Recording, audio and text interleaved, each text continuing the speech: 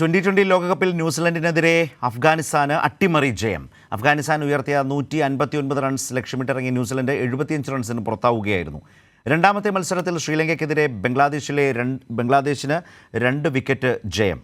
ഇപ്പോൾ വിവരങ്ങളുമായി മനീഷ് ചേരുകയാണ്. മനീഷ്, വളരെ ആവേശകരമായ 2 മത്സരങ്ങൾ അല്ലേ?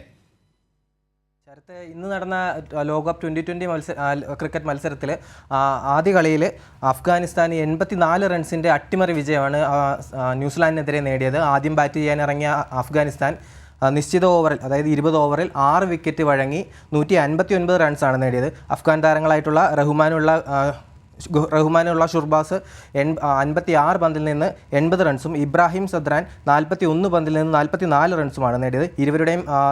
ഇരുവരുടെയും മികച്ച ബാറ്റിങ്ങിലൂടെയാണ് അഫ്ഗാൻ 159 എന്ന ഒരു നല്ലൊരു ഭേദപ്പെട്ടൊരു സ്കോറിലേക്ക് എത്തിയത്.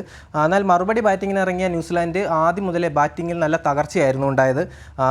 തകർച്ചയുണ്ടായി. 75 റൺസിൽ ന്യൂസിലാൻഡ് ഓൾ ഔട്ട് ആവുകയായിരുന്നു. കിവി താരങ്ങളായിട്ടുള്ള ഗ്ലാൻ ഫിലിപ്സും മാറ്റ് ഹെൻറിയുമാണ് ന്യൂസിലാൻഡിൻ്റെ ടീമിൽ നിന്നും രണ്ടക്ക സ്കോറുകൾ കടന്നിട്ടുള്ള ബാറ്റ്സ്മാൻമാർ.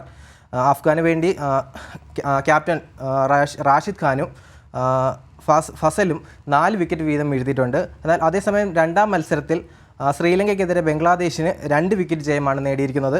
നിശ്ചിത ഓവറിൽ 9 വിക്കറ്റ് നഷ്ടത്തിൽ ശ്രീലങ്ക ഉയർത്തിയ 124 റൺസ്. 6 പന്ത് ശേഷിക്ക് 8 വിക്കറ്റ് നഷ്ടത്തിലാണ് ബംഗ്ലാദേശ് മറികടന്നിരിക്കുന്നത്. ഇന്ന് രാത്രിയിൽ നടക്കുന്ന മത്സരത്തിൽ നെതർലൻഡ് സൗത്ത് ആഫ്രിക്കയെയും ഓസ്ട്രേലിയ ഇംഗ്ലണ്ടിനെയും നേരിടും. ശരത്ത്.